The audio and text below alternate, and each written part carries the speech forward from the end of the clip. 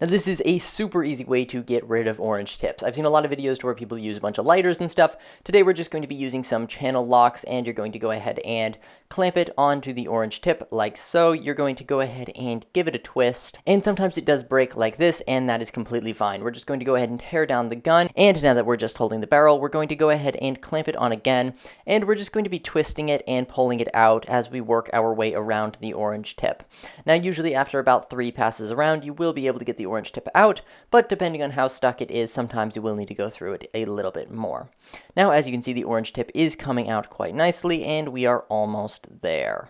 After going around just a couple more times, it is out. This one came out incredibly clean, which is great. Sometimes you will have a little bit of extra pieces in there, and you can just get those out with some pliers. Now, there are always a couple things that you should make sure that you check before you remove an orange tip. Number one would be that the orange tip is not a part of the barrel. On some cheaper guns, the orange tip is just going to be built into the barrel, and if you try and remove that, well, you're just going to break your barrel. So in that situation, your best bet would just be to paint over it. The other thing that you should check is to make sure that the outer barrel is made of metal. If the outer barrel is made of plastic, sometimes the glue holding the orange tip onto the barrel is so strong that you can just twist the barrel. And again, that will just ruin your outer barrel. So in that situation, I would recommend just painting it. If this helps, go ahead and leave a like and comment below any questions that you have. Thanks for watching, and I'll see you all next time.